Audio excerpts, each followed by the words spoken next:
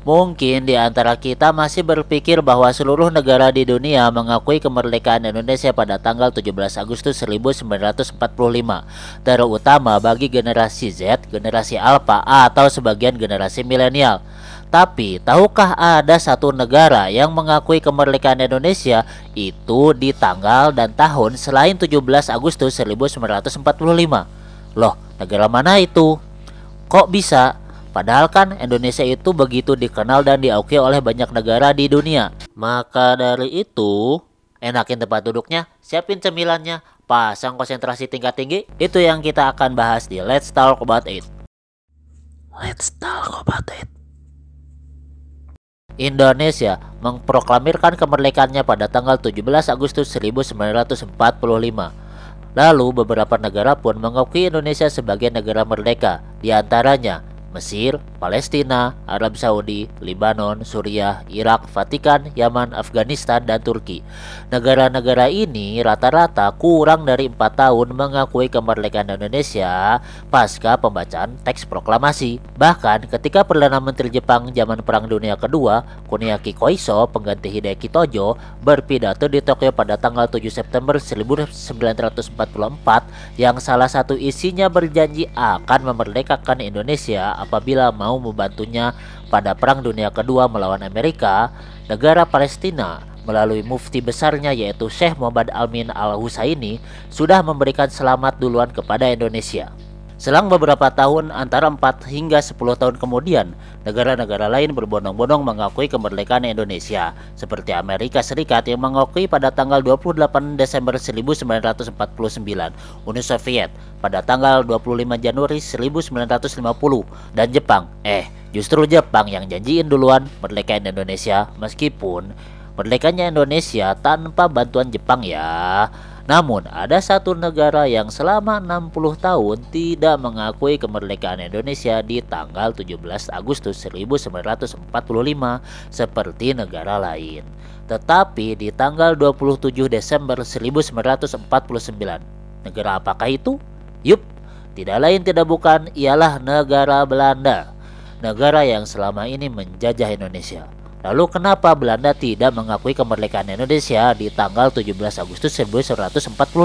Sebelum mengetahui kenapa si Belanda tidak mengakui kedaulatan Indonesia tanggal 17 Agustus 1945, alangkah baiknya kita mengetahui keinginan Mimin agar kawan-kawan sekalian mensubscribe dulu channel ini. Jangan lupa like dan komennya ya, terutama bagi yang ingin mengkoreksi konten ini di kolom komentar. Oke? Terus, memang alasan utama Belanda hanya mengakui kemerdekaan Indonesia pada tanggal 27 Desember 1949 itu apa sih? Kembali ke awal-awal Perang Dunia Kedua di area Pasifik, di mana Belanda harus hengkang dari Indonesia dan menyerah kepada Jepang. Kondisinya saat itu Belanda masih menganggap Indonesia atau wilayah ini disebut dengan Hindia Belanda sebagai bagian dari wilayah jajahan dan otoritasnya. Mereka masih menganggap kalau Jepang kalah perang, maka semua wilayah yang direbut Jepang akan dikembalikan ke pihak yang menguasai wilayah tersebut sebelumnya. Ya otomatis Indonesia ke Belanda ya. Pada pembahasan ini sebelumnya kita akan membahas terlebih dahulu peristiwa-peristiwa sejarah apa saja yang terjadi. Peristiwa-peristiwa ini bisa kita sangkut pautkan secara logika yang menyebabkan Belanda tidak mengakui kemerdekaan di tanggal 17 Agustus. Sebelumnya, Ratu Wilhelmina dari Kerajaan Belanda berpidato pada tanggal 6 Desember 1942, di mana dalam pidatonya, Ratu Wilhelmina bermaksud suatu hari nanti ketika Jepang kalah, ia akan membentuk negara persemakmuran Hindia Belanda di bawah naungan Kerajaan Belanda. Lalu, untuk memfasilitasi pemerintah pusat Belanda dengan pusat komando sekutu di Pasifik dalam Perang Dunia Kedua, dibentuklah Netherlands Indische Civile Administratie atau disingkat dengan NICA yang artinya Pemerintahan Sipil Hindia Belanda di Australia pada tanggal 3 April 1944. Bom atom pun meluluh lantakan Hiroshima dan Nagasaki pada tanggal 6 dan 9 Agustus 1945, diikuti dengan pernyataan kekalahan Jepang langsung oleh Kaisar Hirohito pada tanggal 15 Agustus 1945, menandai kekalahan telak Jepang pada Perang Dunia Kedua di Pasifik. Pasca kekalahan Jepang ini, Belanda kembali ke Indonesia dengan nikahnya dibonceng oleh sekutu dengan maksud menginginkan wilayah Hindia Belanda kembali ke kendali mereka. Nika yang mendarat bersama sekutu di Banda Aceh tanggal 23 Agustus 1945 melakukan berbagai tindakan pengembalian kondisi pasca perang seperti melucuti tentara Jepang yang menyerah, mengambil alih pusat-pusat pemerintahan hingga mengambil alih pusat-pusat perekonomian dan wilayah-wilayah penghasil komoditas energi seperti minyak, bumi dan juga batu bara. Mereka tentu tidak terima mengetahui wilayahnya ini sudah memproklamirkan diri sebagai negara baru di tanggal 17 Agustus 1945 di saat kondisi Indonesia masih dalam status quo pasca menyerahnya Jepang. Hal itu menyebabkan terjadinya gesekan antara kaum Bumiputra yang telah merasa merdeka dengan Belanda yang masih menganggap ini ialah wilayah otoritasnya. Salah satu konflik gesekan ialah terjadi pertempuran Surabaya di tanggal 10 November 1945 dan klimaks dari gesekan antara Belanda dan Indonesia di rentang waktu itu ialah terjadinya perjanjian Linggarjati yang ditandatangani 15 Maret 1947 dengan Sultan Syahrir sebagai wakil dari Indonesia dan pihak Belanda diwakili oleh Willem Schermerhorn dan Gubernur Jenderal Hubertus Johannes van Mook. Dan di antara poin-poin isi perjanjian Linggarjati ialah dibentuknya Republik Indonesia Serikat di bawah persemakmuran Kerajaan Belanda. Namun nyatanya kondisi di lapangan tidaklah demikian. Pada tanggal 20 Juli 1947, Belanda melalui Gubernur Van Mook tadi menyatakan sudah tidak terikat lagi dengan perjanjian Linggarjati serta memberikan ultimatum agar pasukan Indonesia ditarik sejauh 10 km dari perbatasan dan kurang dari 24 jam akan dilakukan operasi militer atau yang kita diketahui dengan agresi militer Belanda ke-1. Pada agresi militer ini, Belanda mengerahkan pasukan khusus Korps Spesialutroepen dan pasukan para satu atau ya Kopassusnya Belanda lah saat itu ke wilayah Jawa, Sumatera, dan Sulawesi. Mereka berhasil merebut kota-kota penting seperti kota-kota pelabuhan dan perkebunan sehingga menyebabkan dipindahkannya ibu kota pemerintahan dari Jakarta ke Yogyakarta. Bahkan Presiden Soekarno pun dilantiknya pun harus dilakukan di Keraton Ngayogyakarta Hadiningrat. Yang memilukan di Sulawesi Selatan, Korps Spesialutroepen atau KST di bawah pimpinan Ramon Pierre Paul Westerling melakukan pembantaian hingga jatuh korban sebanyak 40.000 jiwa. Kondisi ini menyebabkan turun tangannya Dewan Keamanan PBB dengan mengeluarkan resolusi gencatan senjata pada tanggal 1 Agustus 1947. Melalui PBB diadakanlah kembali perundingan dari tanggal 8 Desember 1947 hingga 17 Januari 1948 di atas kapal USS Renville yang sedang berlabuh di Teluk Jakarta yang kemudian kita kenal dengan Perjanjian Renville. Namun, gencatan senjata dan perundingan ini tidaklah bertahan lama. Belanda pun kembali mengingkari janjinya. Pada tanggal 19 Desember 1948, Belanda kembali melakukan agresi militer yang kedua kalinya atau yang mereka sebut dengan Operasi Gagak. Dalam operasi ini, selain untuk menangkapi seluruh para pemimpin Indonesia seperti Soekarno, Muhammad Hatta, Sultan Syahrir, dan lain-lain, serta menyerang berbagai kota di Jawa, Sumatera, Madura yang merupakan wilayah Indonesia sesuai dengan Perjanjian Renville. Para pejuang kita harus bertempur habis-habisan dan bergerilya menghadapi serangan ini di tengah kekhawatiran akan redupnya citra Indonesia di kancah internasional akibat agresi militer Belanda yang menegaskan bahwa Indonesia ialah masih bagian otoritas Belanda. Maka diadakanlah serangan umum 1 Maret 1949 di Yogyakarta dan berhasil untuk sementara membuat Belanda mundur ke Magelang.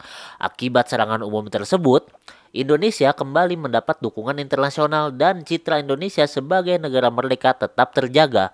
Tokoh-tokoh yang terlibat antara lain ialah Sultan Hamengkubuwono ke-9, Jenderal Sudirman, Kolonel Bambang Sugeng, dan Letnan Kolonel Soeharto yang saat itu tentu belum jadi presiden ya. Agresi militer Belanda II ini pun membuat kembali turunnya resolusi PBB yang mengecam tindakan ini. Tindak lanjut dari resolusi PBB ini ialah diadakannya perjanjian Drum-Royen pada tanggal 17 April 1949 dengan Muhammad Drum sebagai wakil Indonesia dan Menteri Luar Negeri Belanda Herman van Rooyen sebagai wakil Belanda. Diikuti dengan gencatan senjata kedua belah pihak pada tanggal 3 Agustus 1949. Dan diselenggarakannya perjanjian meja bundar di Den Haag, Belanda dari tanggal 23 Agustus 1949 hingga tanggal 29 Desember 1949 yang salah satu poin terpentingnya ialah mengakui kemerdekaan Indonesia di tanggal 27 Desember 1949. Hasil konferensi meja bundar disahkan oleh kedua belah pihak yaitu delegasi Indonesia yang dipimpin oleh Muhammad Hatta dan pihak Belanda yang dipimpin oleh Ratu Juliana.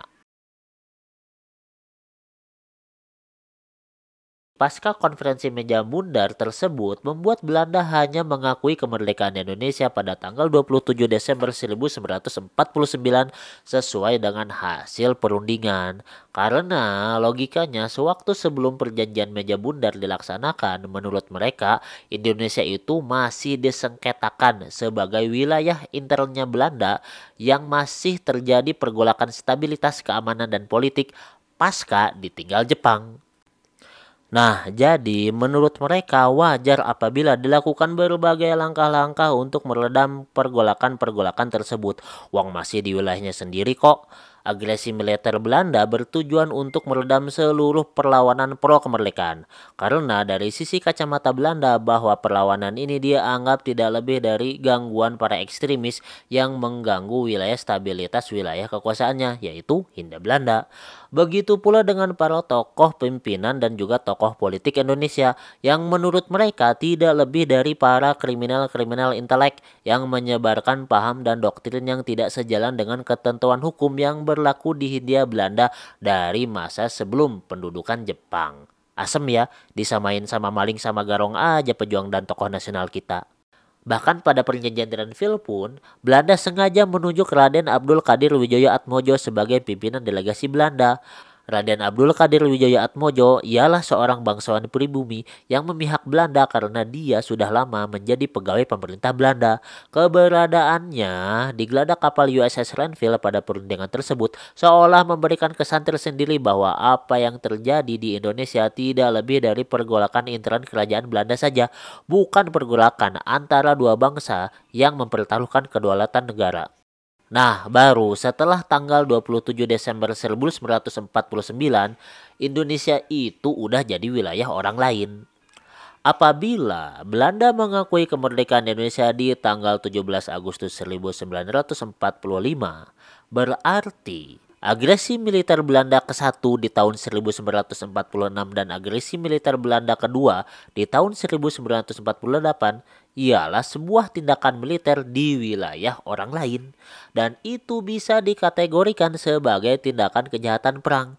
Dan apabila Belanda mengakui kemerdekaan Republik Indonesia di tanggal 27 Desember 1949, itu sama saja hanya mengakui tindakan-tindakan yang bersifat preventif di wilayah sendiri guna mengamankan kondisi dan situasi saja. Dan itu tidak dikategorikan sebagai kejahatan perang. Otomatis Belanda pun terhindar dari ancaman sanksi dunia internasional maupun juga dari PBB.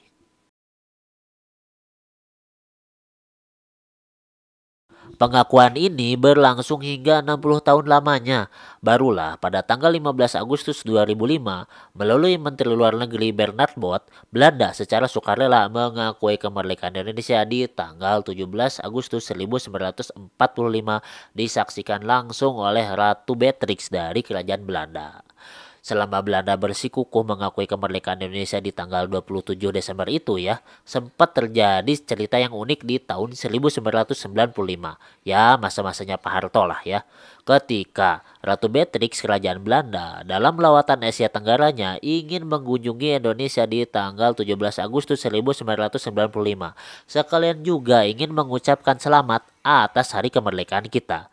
Tapi langkah beliau dihalangi oleh pihak pemerintah Belanda. Mau tidak mau, beliau harus singgah dulu di Singapura sebelum ke Indonesia dan baru ke Indonesia setelah beberapa hari kemudian. Hal ini menghindari adanya ucapan secara formal dari Belanda atas kemerdekaan Indonesia di tanggal 17 Agustus 1945.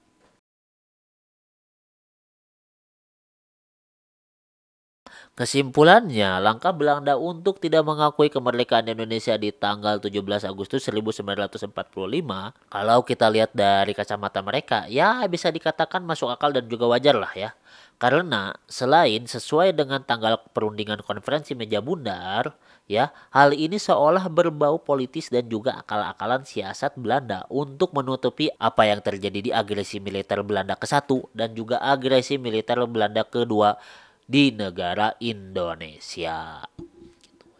Oke kawan-kawan sekalian, segitu dulu kontennya. Semoga kontennya bermanfaat bagi kawan-kawan sekalian ya.